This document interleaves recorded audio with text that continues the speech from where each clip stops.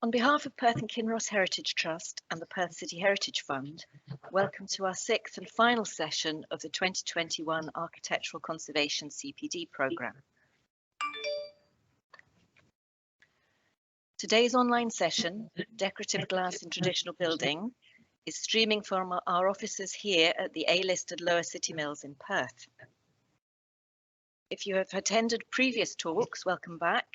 And if you are here for the first time, thank you for joining us. By way of introduction for new members, we've been delivering Architectural Conservation CPDs since 2018 to help make training in conservation theory, best practice and principles easily accessible to professionals, property owners and students alike. The programme forms part of Perth and Kinross Heritage Trust's ongoing work to preserve, enhance and increase understanding of this region's historic environment.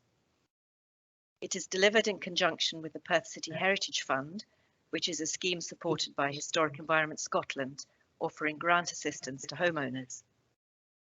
The aim of the fund is to encourage the regeneration of Perth's historic buildings using traditional materials and skills and in accordance with best conservation practice.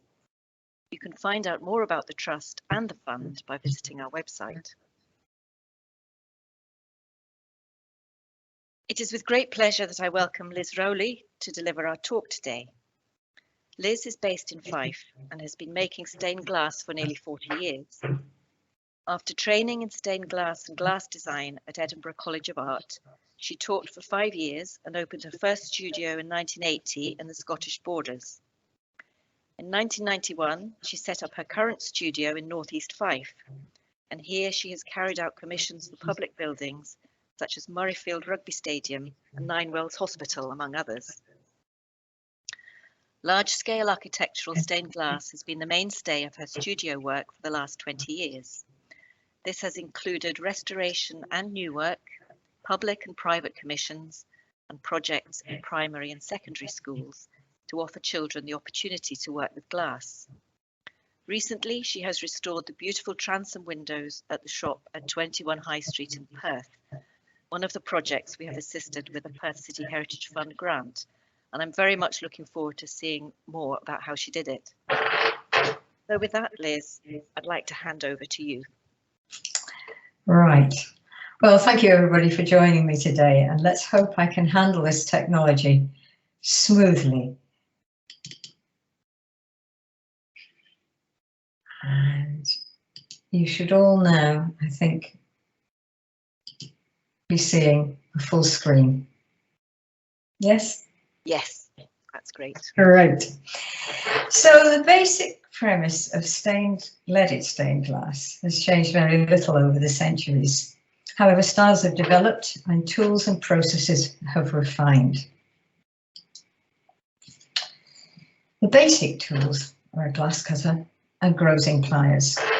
Historically, a glass cutter was a piece of metal with a sharp point that delivered a score line along the glass, and then nipping pliers were heated in the fire and used to break along the score line. Nowadays we have a rather sophisticated glass cutter with oil inside the handle, which lubricates a small tungsten carbide wheel that rotates at the end of this head, and it can create the score line that we need. And then the grozing pliers can break the glass, and they also have serrated edges that can take away little bits of sharp bits and smooth the cut, so that all in all we can make much more accurate cutting now than the medieval artists did. We also have electric soldering irons, which are really useful. They have nice narrow tips so that you can control where your solder's going easily. They have a thermostat in the handle so you don't melt the lead accidentally. And that's a great movement on from the old iron, which you see up here at the top, which used to have to be heated in the forge. And I think that must have been a very much more risky operation, making the connections there with the solder. When I'm making a window, I work in the way that I was taught at college, on a vertical easel against a light source, so that I can simulate how the window is actually going to look when natural light's shining through it.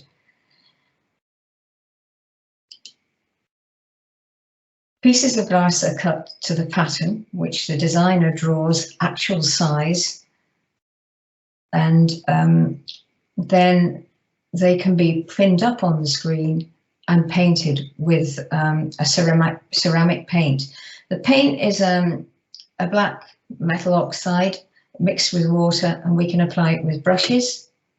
And then we can also apply a mat over the entire piece of glass and then work it with the badger brush, which is on the left-hand side of the screen, and create tonal textures.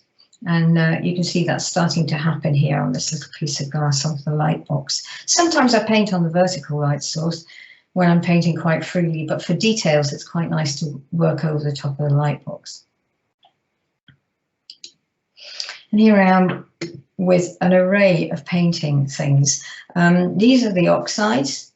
They range from a very dark black through greys and dark reddy brown, rusty colours. And they can be mixed with water or with gum arabic. This is a bottle of gum arabic. Gum arabic gives a much more permanent line. When you mix just with water, the paint can be quite easily manipulated or damaged even by scratching the surface. But once you add gum arabic to it, it makes it much more stable. So sometimes if you want to make lines, you mix with gum arabic so they're fixed, and then you can work on top with water-based medium and work through the tones. And that's how we can create a range of tones and different kinds of emphasis on the surface of the glass. This paint is completely opaque, so that once the light's shining through it, you're getting a silhouette. It is not actually coloured when you look through it.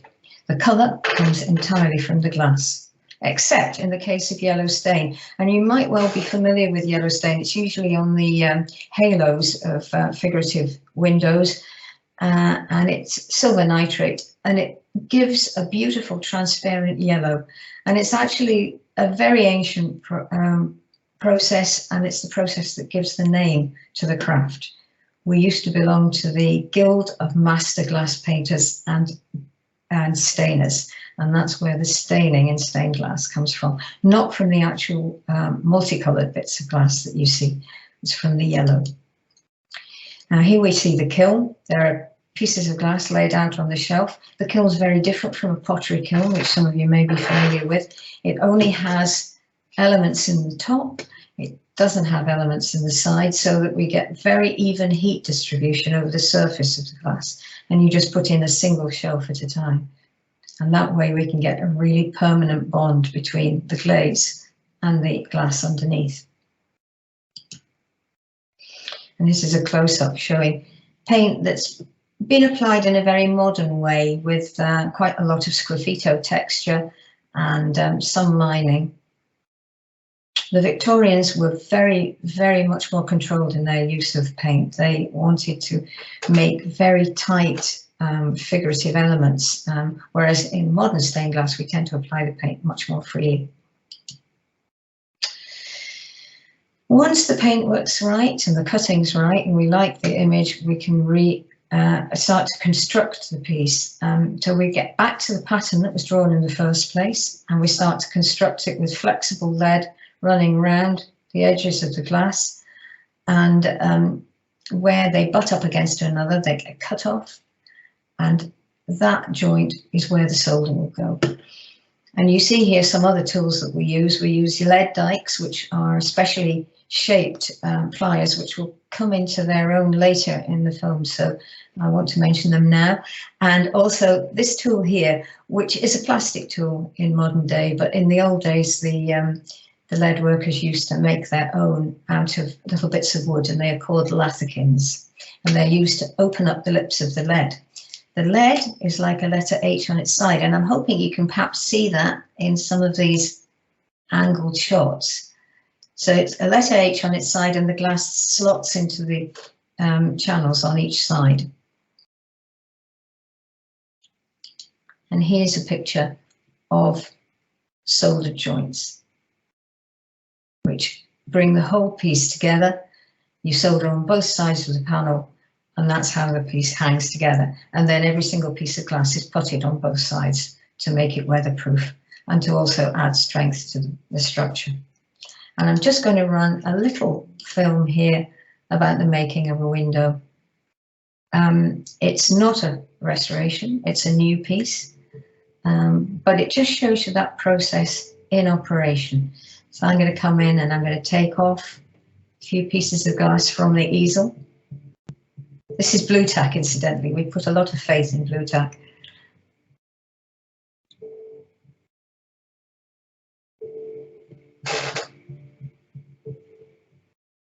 Now I'm constructing over the top of the pattern.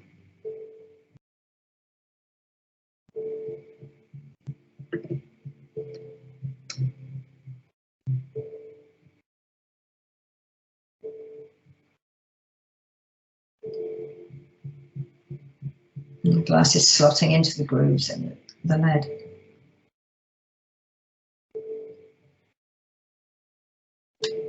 And now I'm soldering the joints.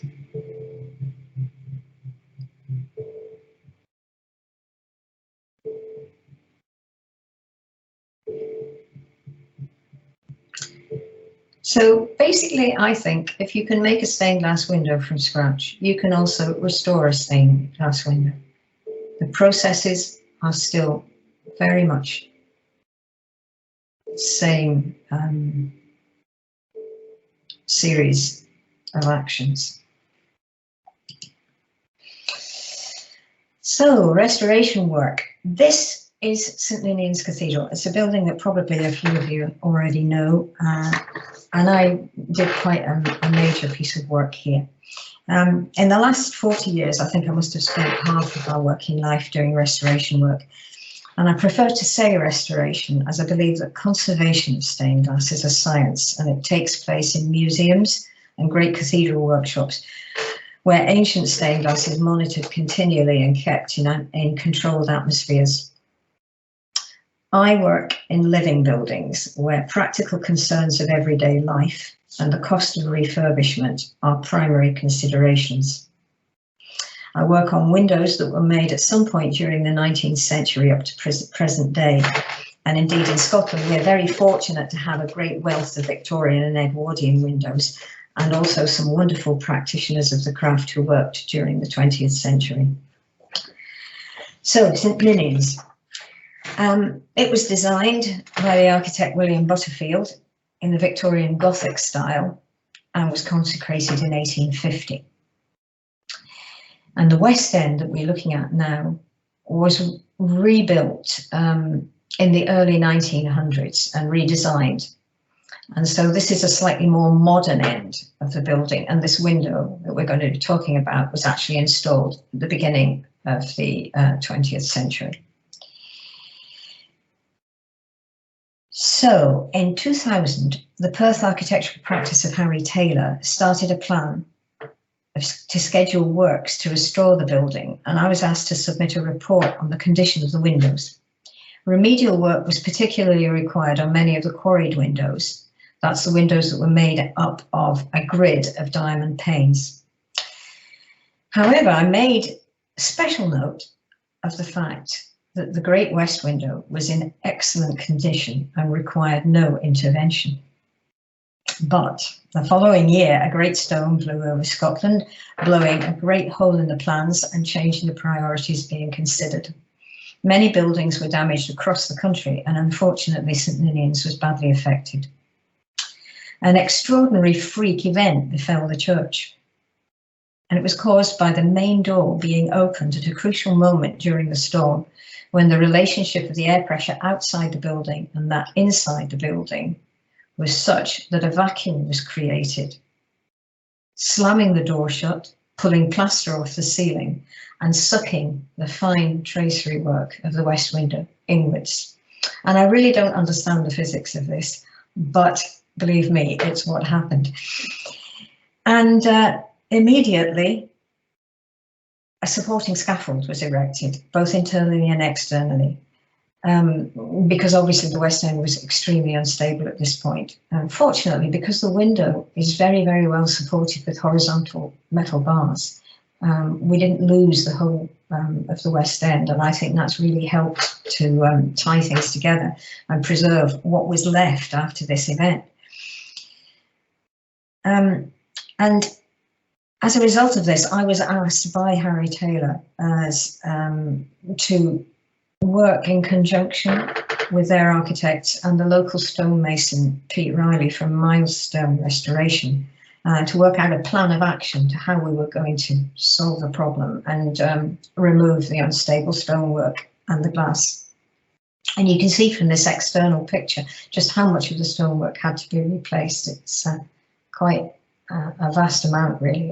It's practically the entire tracery work. But you can also see how beautifully fine it is, so no wonder it was vulnerable. So let's go inside the building. This is the window from the interior. Obviously, the first job was to remove the glass without causing any further damage and without dislodging the very unstable stone structure. And we decided to start at the top and work downwards in tandem with the masons, chiseling out the mortar and removing the window panel by panel and stone by stone. The panels were stored in specially made vertical crates in the cathedral to keep them safe until they could be worked on, and I transported them in small numbers to my workshop, where they were carefully taken apart and re-leaded, retaining as much of the original glass as possible and only replacing pieces which were too broken up to use. I'm going to move on and show you another shot of that window. And here you can see in this window quite clearly where all the support bars run. They're at very close intervals, and that's one of the reasons why the original window was still in such great condition, and I think also the reason why the damage was perhaps slightly less than it could have been when the event happened. And when we replaced all the stonework, we also added in this metal beam across here, which has been done very unobtrusively. It's really good just to stabilize the arch shape a little bit further and to give it some further strength. So although this window isn't signed, there was a lot of conjecture really about who designed it, and we think it might have been designed by Charles Kemp, although that's not absolutely certain. I have to say, though, that it's one of the best made windows I've ever worked on. The cutting was so accurate, it fitted together effortlessly. And the paintwork is wonderful. There are some very beautiful details, which sadly are not visible from ground level, but I'm going to draw your attention to some of them here. In the top corner here, we have a little man kneeling back on his heels, and here are his exquisite feet. They were painted so beautifully that all the lines on the soles of his feet, they were absolutely perfect. And in this panel as well, there was a thumbprint in the paintwork, which had obviously been put there by the person who had put the original paintwork into the original kiln, so that I had a direct contact with the person who actually made that window. It was a very exciting discovery for me. And here's the top panel, which fits in the apex of the window. And it is all, this very complicated lobe shape is made in a single piece. So it was actually one of the most difficult pieces to refit that I've ever come across. It had to be inserted into a continuous groove that runs all the way around the stonework of that shape. And the phrase, trying to pass a camel through the eye of the needle, was a very apt way of trying to describe the struggle. So this is a good point to talk about how stained glass is actually fitted into stonework. Although this isn't a window that is in Perth, it's got some good slides of how the fitting happens.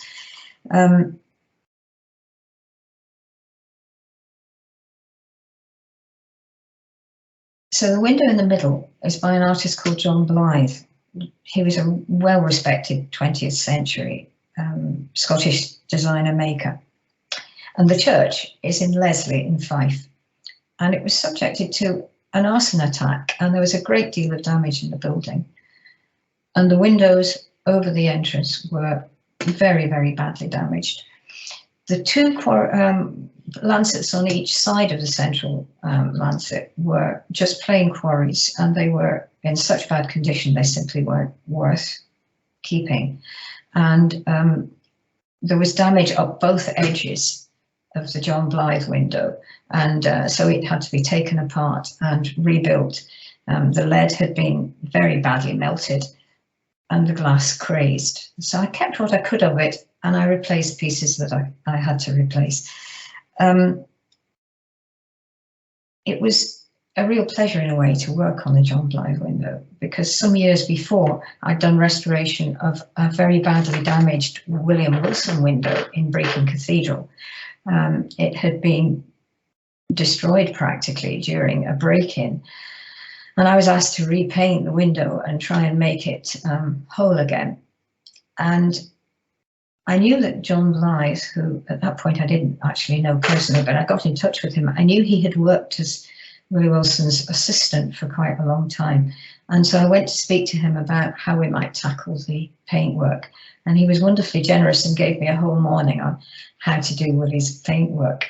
So it was a great joy for me to be able to put back a piece of John's work himself. John by this time had died, and so I felt I was paying back the kindness that he'd offered me.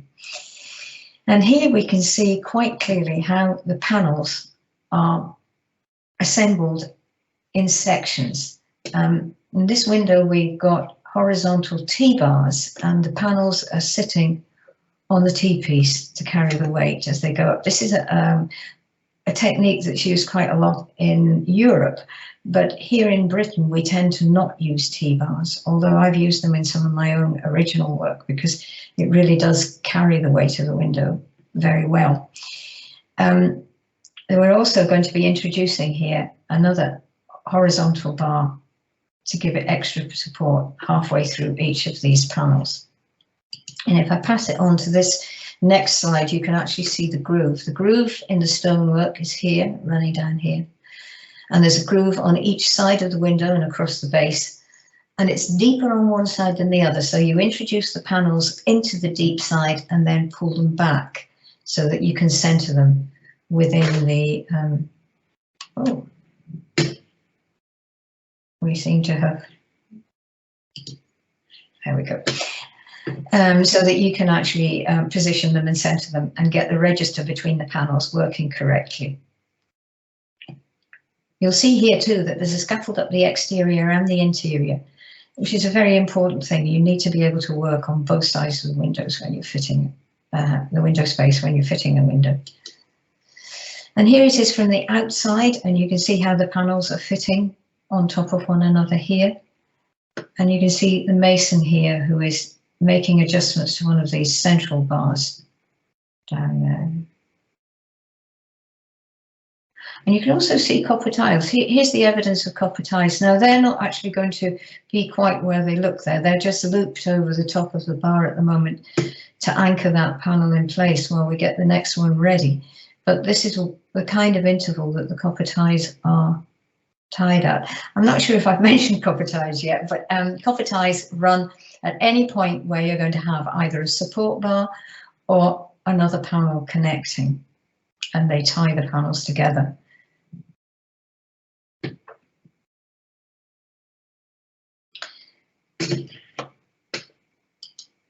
And here's the end result.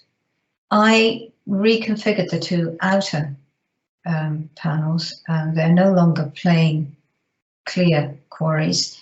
They now have a matching border that complements the border in John Blythe's window, and we also use this very nice tinted textured glass so that we're filtering the light that's coming through, because sometimes when you get a single lancet between lancets with clear glass, the light floods through and dazzles through the clear areas and spoils the appreciation of the piece of coloured glass in the centre.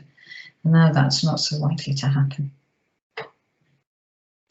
So I'm now going to move on to another church that I've worked in Perth, and that is St John the Baptist Church.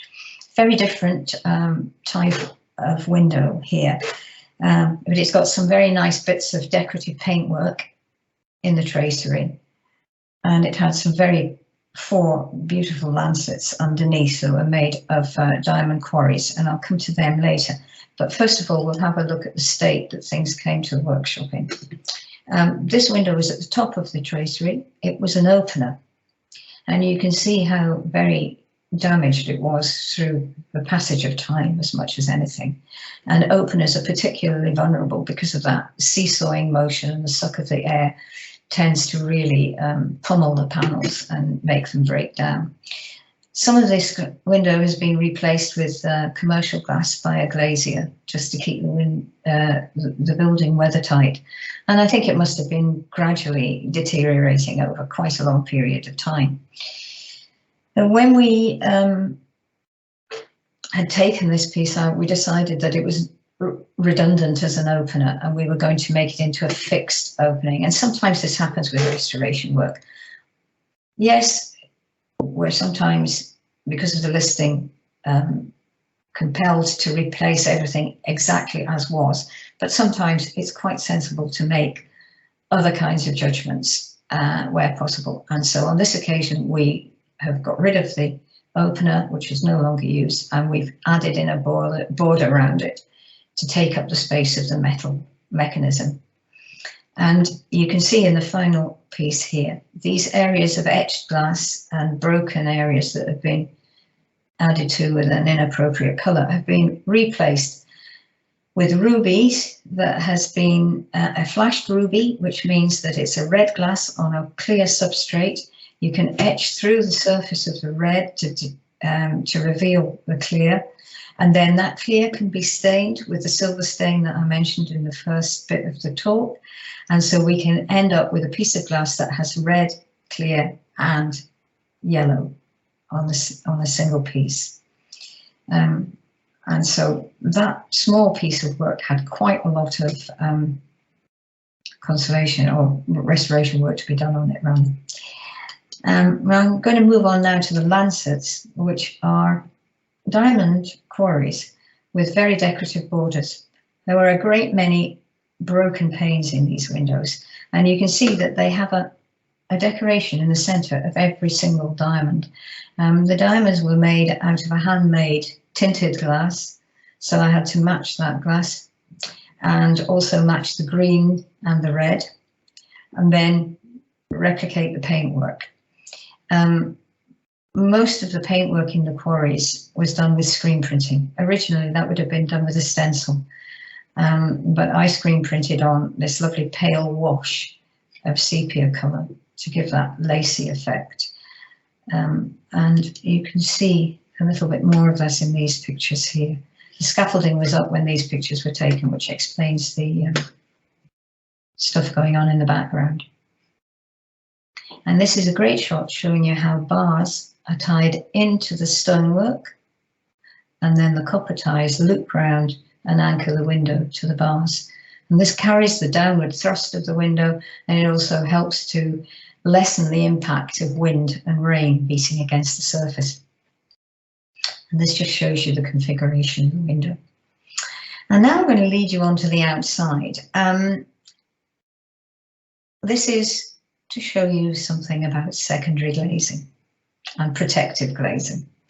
Now, I didn't have a picture of this, so I took it off Street View, which explains how poor the quality is. And I discovered to my horror at the same time that we have now got damage in this top corner. I didn't do the secondary glazing. I wasn't involved in the decisions there, but clearly it was done with glass, and it's been subject to vandalism again. And this opens up the debate about secondary and protective glazing. Traditionally, the protection was given by a wire mesh, which I still think in many ways is a really good solution, because the window is very well vented and it protects very effectively against incoming missiles, whether it's a bird or whether it's a stone, and you'd have to be pretty good with a bullet to get it through the grille. But you do have the problem of insects and mould, which tends to collect around the bottom. and grills can start to look very shabby over time. They're also very expensive to fit for new windows. So glazing tends to be the option that's taken these days, a secondary glazing of some kind. And these are windows that I made new for the church, and I chose to vent these windows internally and put in a sealed external glazing of toughened glass. And so you can see there are two parts to these glazing with a connecting lead across here, and it's completely sealed on the exterior. Now, the worry with sealed secondary glazing is that there gets to be too much of a heat build-up between the two layers of glass, and that's why I built in internal venting. But whatever you do, the venting system is going to actually show in some way or other. So one of the disadvantages of this idea is how you actually make the venting work and how you make it as unobtrusive as possible. An entirely sealed system on both the interior and the exterior is not a great idea, even if you've got quite a good gap between the secondary glazing and the internal glazing, because there can still be quite a lot of heat up, particularly on south-facing windows. So the next slide shows what I'm doing on another window in this church that's being restored over a period of time. And we've only so far done one lancet. This is a four lancet window. And the secondary glazing on this is done with polycarbonate, which is fantastic because it is very impervious to damage and is light, so it can be fixed with a much lighter fixing system. And we've just got it screwed into little clips here that fit into the stonework. However, there is a gap all the way around. That's great for ventilation, but it does again mean that the spiders can get in and make their webs, and the spores can get in and grow their mold. But because it's such a simple system, that bottom panel is very easy to unscrew and clean out if it needs to happen. So currently, I'm thinking this is a really good way of dealing with secondary glazing. But even after all these years of working on buildings, I'm still not convinced that any one of these systems is absolutely the best way to go. And a lot of it gets decided about cost. Oh, I'm sorry about that. The person you're calling isn't accepting your call. Please hang up. Sorry about that. That was an unexpected interruption. Right, so I'm going to move on now to the next slide, and that takes us to the work that Sarah mentioned at the beginning of the talk. This is the shop on the High Street in Perth. Not all the buildings that I work on are ecclesiastical, and it's really a nice change to move into a different type of building. And this was originally a baker's shop with a tea room above it, in much the same vein as Mrs. Cranston's Willow tea rooms in Glasgow. And you can see the upper frontage has top lights with this beautiful Art Nouveau style leadwork. The whole window was very unstable when I got it. This is it after the restoration, to be perfectly honest, but the whole window was in very poor repair with rotten areas of woodwork, and the leadwork had deteriorated considerably, and there was even daylight showing in some places. So we removed the 11 panels on the south elevation, and I took them back to the workshop and took them apart, cleaned them and reassembled them, and this is how they look now, with broken areas replaced with very carefully matched glass that is still made, fortunately, and leadwork of the right profile. I'm going to move on to the next bit. This is the project was funded by Perth and Kinross Heritage Trust, as Sarah mentioned, and it was done in 2 phases. And this was the second phase, where the east window on the east elevation, and only one window needed to be fixed, but I've documented the fixing of this window. You can see it's in wooden framing this time, so it's putted in the same way as an ordinary pane of glass would be putted into a wooden rebate. And you can see in here just how distorted the leadwork has become and how flaky the putty is. So these windows were neither watertight nor safe anymore. And the bulging on the glass had caused the actual panes to crack. So there was a great deal of broken glass in this panel, particularly. This panel was in the worst condition of all of them, in actual fact, and it had been hidden by shop fittings for a long time, and people had just chosen, I think, to completely ignore its existence. So I'm going to take you through the process. This is a little film. First of all, we have to make the pattern. The pattern is always absolutely vital. It's a record of where all the lead lines were. It's a record of what width of lead has been used.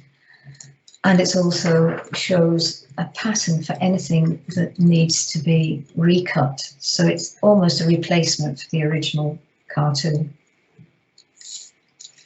And I'm just rubbing the surface through a very thin paper with a wax crayon to bring the pattern of the leadwork up.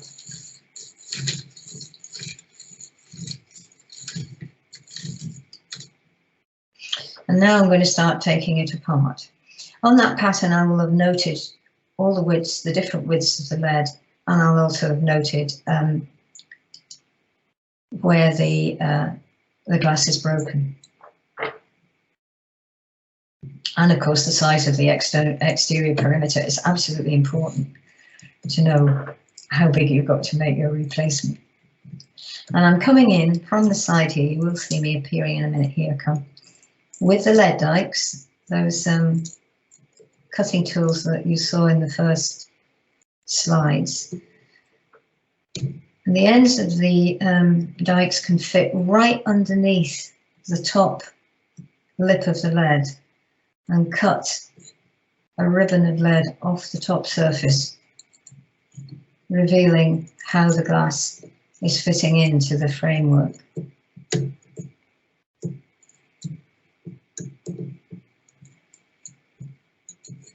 There we go. And by the time I've gone all the way around there, that shape, I'll be able to just lift out that piece of glass. And here we are with all the pieces of glass removed and cleaned. And because it's glass without any paintwork on it, I've been able to sit it overnight in a soda bath and just clean all the dirty bits, because the dirt really lingers in all these textures. And then I'm ready to reassemble. And this is me, and you can see the panel has got the lead widths noted on it, and I've started to cut some replacement pieces of glass.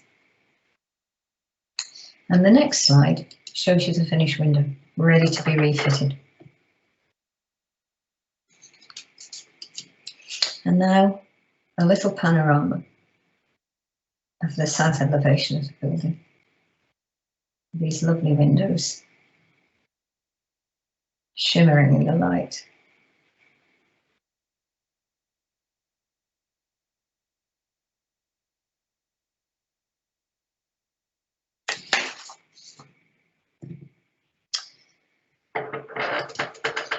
So over the years, my work's taken me to a diverse range of beautiful and interesting buildings, and some with very unprepossessing exteriors reveal extraordinary interiors.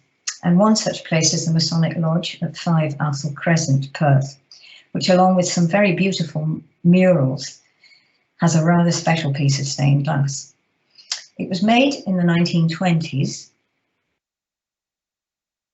Oh no, sorry, I made a mistake there. It was in the 1920s, it was gifted to the lodge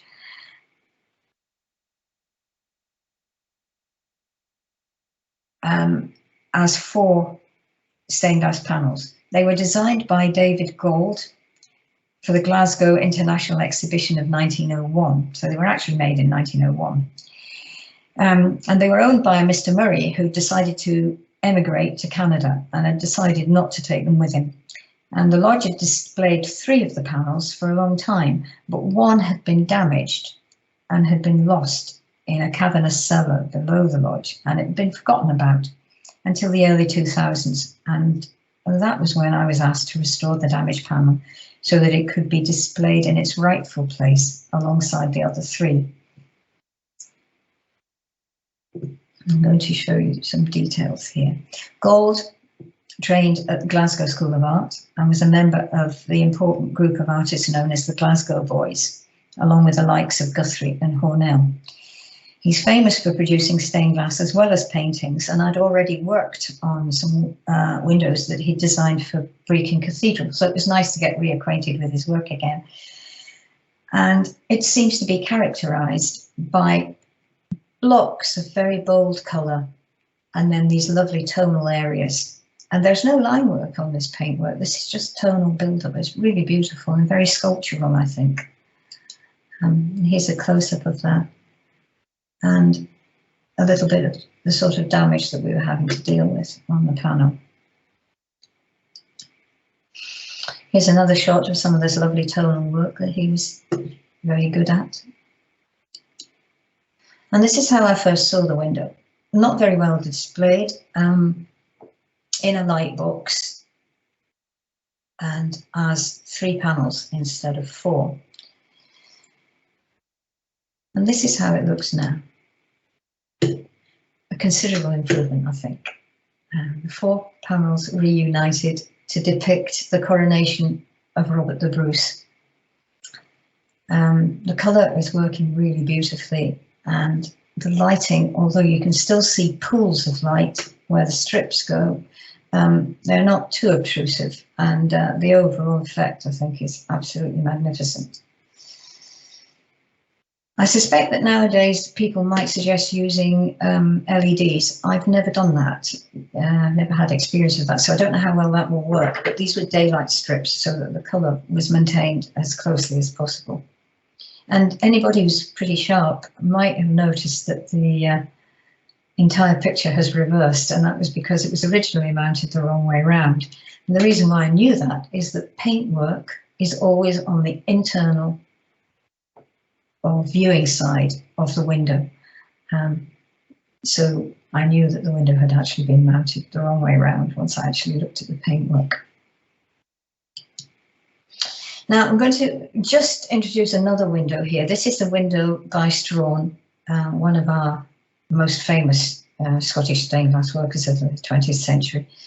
And I think it depicts the Riders of the Apocalypse, which seems oddly appropriate. It's in the dental hospital in Dundee, and it was originally made for the principal's study, but the room had ceased to be used as a study and had become a very congested storeroom with shelving completely obliterating the window. And it was decided to use it somewhere else in the building, and they were doing making a new refectory for students and staff, and they decided to locate it there, and it was put in a light box. And here is the light box, and I think it's an example of how not to artificially light a window, because the colour has been very distorted by the new lighting. And there's also this dreadful bleed of light all the way around the door that gives access to the interior of the light box. So this is how not to do internal lighting for an artificially lit window. Change of use. Change of use is something that's given me quite a lot of work, because often that's the time when church windows eventually can actually be restored in some way or other. And this is just a little example of a lovely project of this kind. This is St David's at Stormont Field, just near Scone, just outside the palace grounds, in fact. And the windows were absolutely beautiful. They don't, you know, stained glass doesn't always have to be vibrant colours and wild designs. Something very simple and very subtle can work very beautifully. And so this is why I'm showing you these windows. This is one of the windows before it was restored. And you can see that over time they'd become pretty dilapidated. There'd been some unsympathetic repairs done, which needed to be put right. But the overall works were still very beautiful, and it became the most lovely little house. And that's it as it is now, with all its windows replaced, not replaced, but re-leaded and brought back to life, and all the important aspects to the exterior retained, so that it's a really beautiful building still. And another change of use building that I've been working on recently is the Free Church in Newport-on-Tay, and I've done a small amount of work on that. The builder's done the majority of it, but I have restored one or two bits of window work that was not made of lead, although it looked like it might have been, and it was actually constructed of zinc. And there are quite a lot of zinc windows, particularly up and down the East Coast, that were put in the early 20th century. And they're constructed out of T-shaped zinc, soldered together to form the skeleton of the window. They're nearly always either quarries or very simple geometric shapes. And then the glass is putted into the T, just as you would putty a piece of glass into an ordinary rebate. They're quite difficult to restore in a way, because nobody makes that type of zinc anymore. It's very expensive. It has to be made especially for the job. And it's now beginning to break down quite a lot, because it had quite a rigid structure when it was originally made, and so the makers tended to give it less support, and consequently it's really damaged by the rigors of time. And so this is a little video of what we did on that church. And these windows, the putty was removed so that they could be completely re-putted. Any broken panels were removed and replaced by cannibalizing bits from other windows, because it was a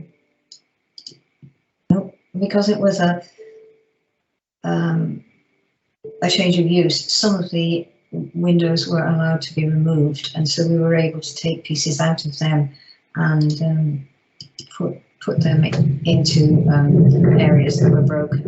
And this is just to show you what final effect is once they're completely re-putted and the ties tightened up on the inside and the windows pulled straight. They're quite smart, I think.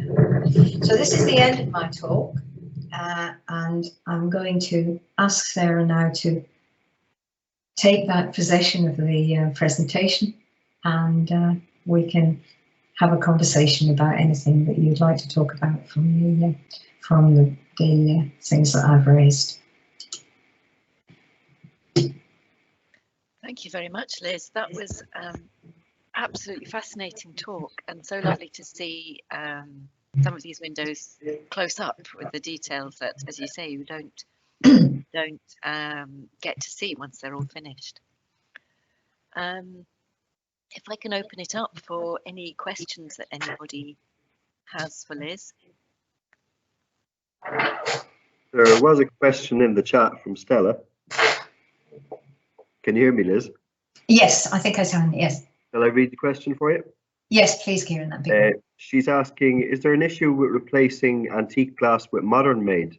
Can you source antique glass and cut it? Or do you end up with this mismatch between the antique and the new glass? Well, right, so we talk about antique. Antique is a bit of an ambiguous term in stained glass, because we use the word antique, or the description antique glass, to describe handmade, hand-blowed glass, whether it's being made now or being made 2 centuries ago, you know. So antique glass is blown, hand-blown. It's made in the same way that it always was made, same kind of colorants, the same kind of process, where a cylinder is blown and then opened out into a flat sheet. So that is antique glass, and really and truly we can get very good matches for antique glass. Colour can sometimes be the trickiest bit, but generally speaking, you can get good matches for that.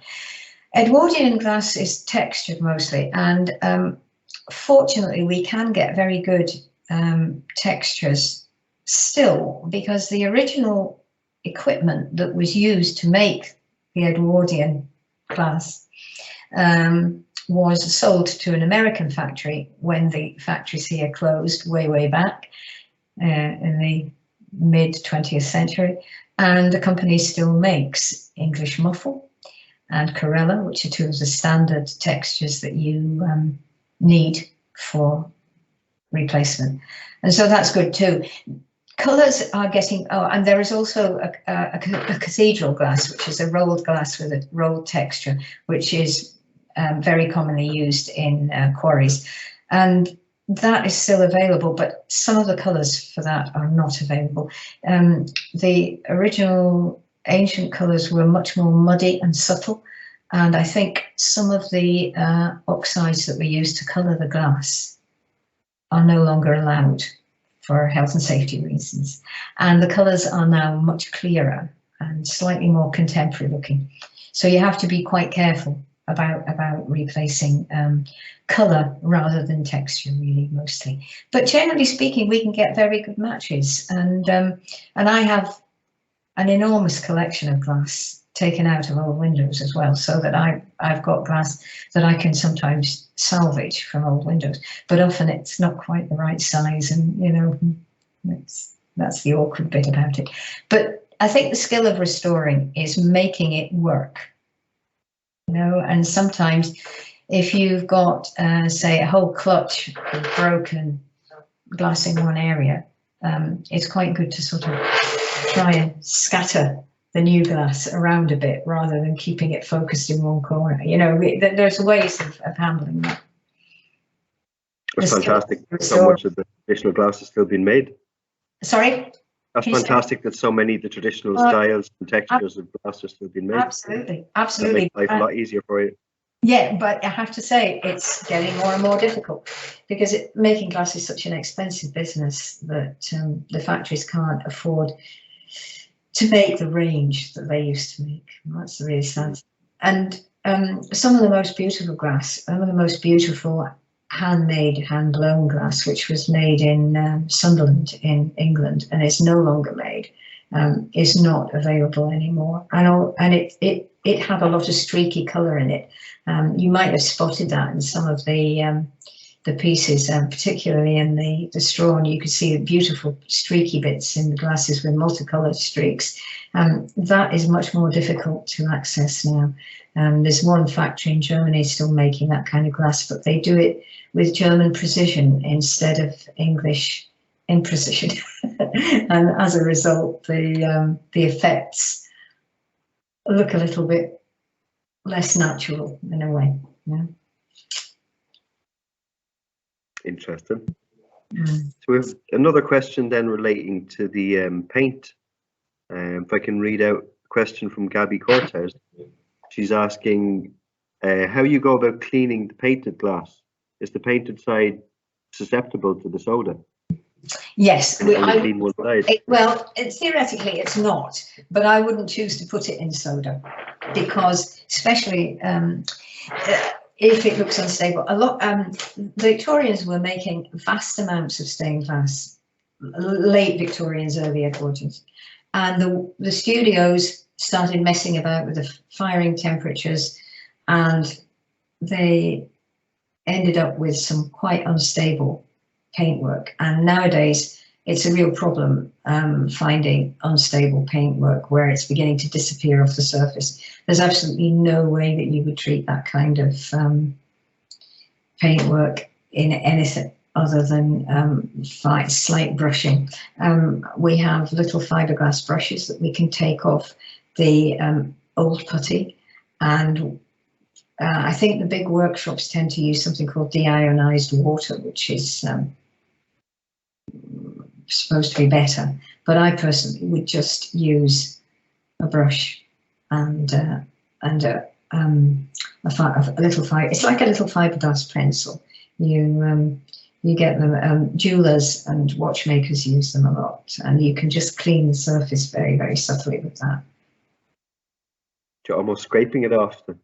Yes, yes, but not where the paint is. You'll lose the paint if you do that. Mm.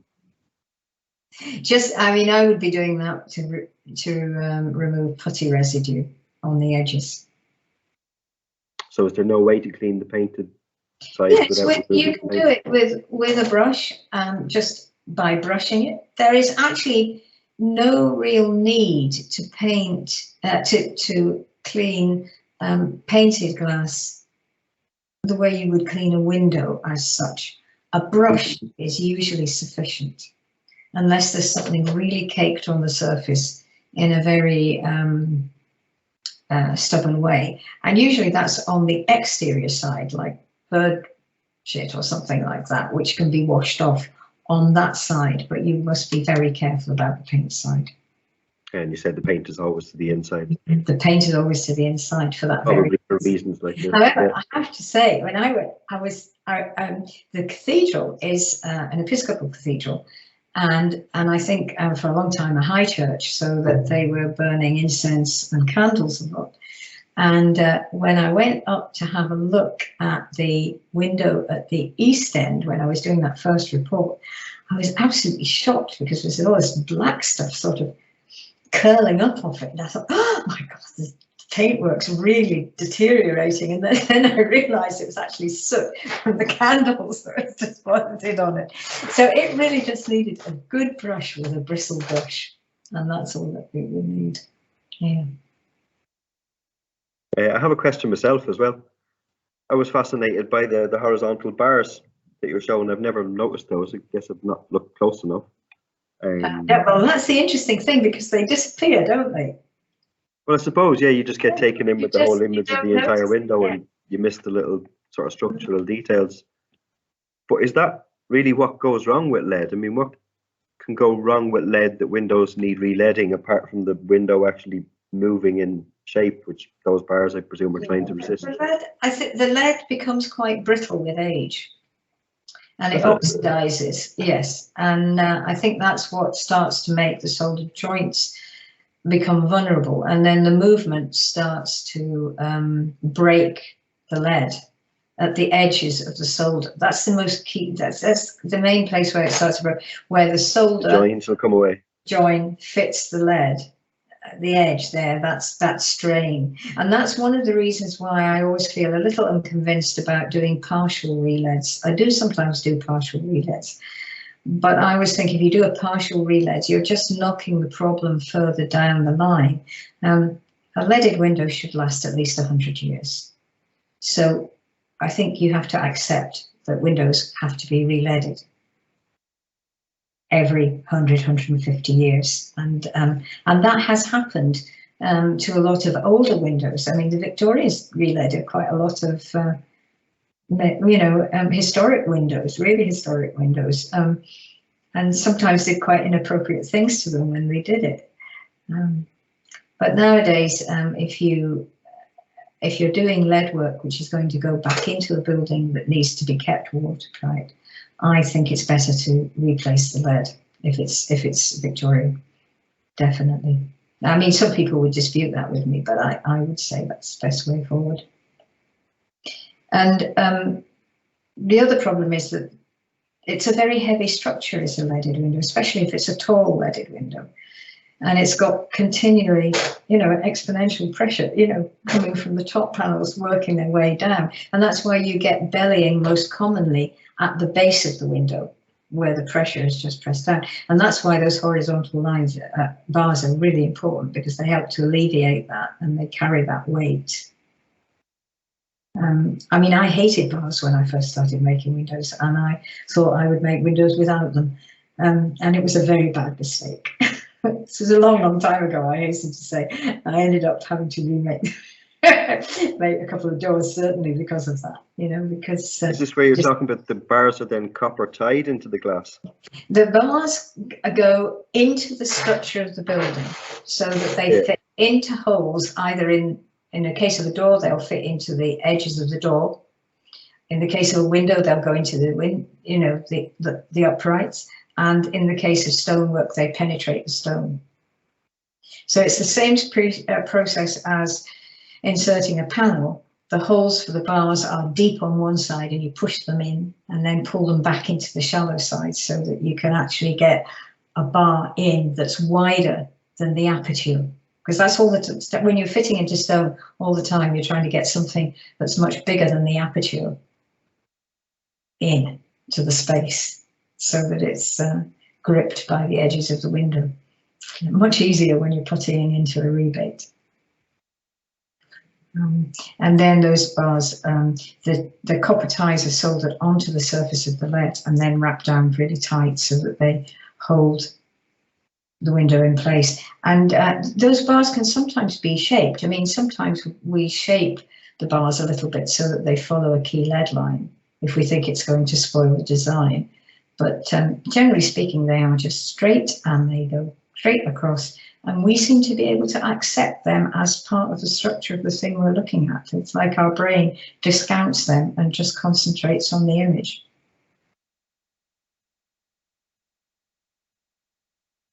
Okay, yeah, that makes a lot of sense. I'm just wondering, has anyone else got further questions then? Yeah, can I ask if a young person, say at school today, was thinking of having a career like yours, how can you suggest how they would go about it or find out more about how to do that? It's a really difficult thing now because Edinburgh was the main college for studying stained glass. There was a department in Glasgow as well, but a smaller department, but Edinburgh was the main one. And now it only takes postgraduate students who've already done some kind of undergraduate study in art somewhere else, not necessarily in stained glass. Because of the costs involved in glass departments, colleges are jettisoning their glass departments left, right and centre. But we're quite lucky in Scotland in that Glasgow College, that's Glasgow Further Education College, has actually got a good stained glass department. And I would say if anybody is really interested in studying it, look at Glasgow College. They're really keen to maintain that department, and they are putting a really good training for people. The other thing is to write away to workshops and ask practitioners if they're interested in having somebody as a trainee or even as what do you call it, an unpaid trainee, even initially, to see if you like it and have any aptitude for it.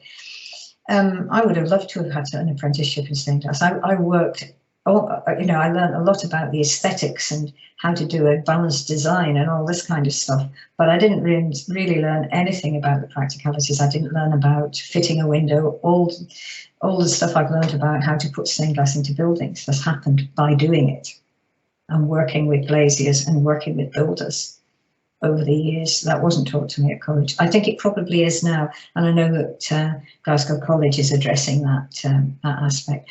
But I've trained a lot of assistants through my workshop. I've had about 7 or 8 of them over the years, and they've all come to me from a variety of different origins. Some of them have been art students, graduates, and some of them have just been people who have an interest in stained glass and are quite good with their hands.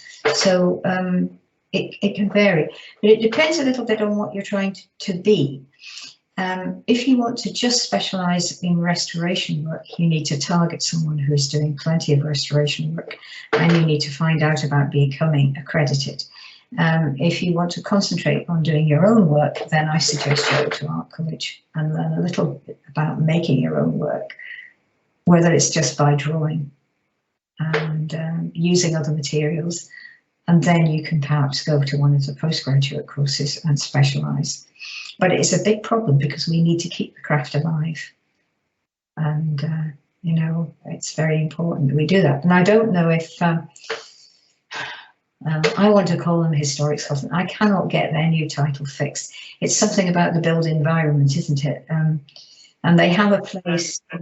Yeah, that's it. Well, they have a place in Stirling, and they've been training very nicely people to become stonemasons, and I really rather wonder if there isn't a point of that them perhaps taking on some training for stained glass workers as well. But we have got still some really great studios operating, bigger outfits than mine, mostly over in the West, and so it would be worth Googling stained glass studios and trying to find somebody who would like to take you on as an assistant, I think. I realise we've gone on a bit, but I wondered if we wanted one last question from Stella. Sorry, you had your hand up for a while. Would you like to? You've taken your hand down, maybe we've answered it. Well, we should probably finish there. I'm sure people would be able to get in contact with you direct if they have any more questions. Oh, absolutely, yes, absolutely. I'm kind of moving towards the end of my career now, and I keep saying, well, I'm going to retire next year, but my family just laugh. But I am definitely moving towards the end of my career, and so I feel it's important for me to make sure that people are aware of the issues of stained glass and how to keep it all going. Yes, that's the important thing. So thank you once again for presenting such a great talk. This is unfortunately our last session for 2021, but we do hope to run another series next year. If we don't email you directly in the new year, please keep an eye on our website or Eventbrite for the programme, which I expect will start in April. If you would like to let me know how you have found the sessions, any subjects you would like to see covered next year, or whether you would prefer online or in-person sessions, I would be very interested to hear. We'll be in touch by email with your completion certificates and a link to the recording of the session. But for now, thank you for joining us. Special thanks again to Liz. We look forward to seeing you all again soon. Thank you very much.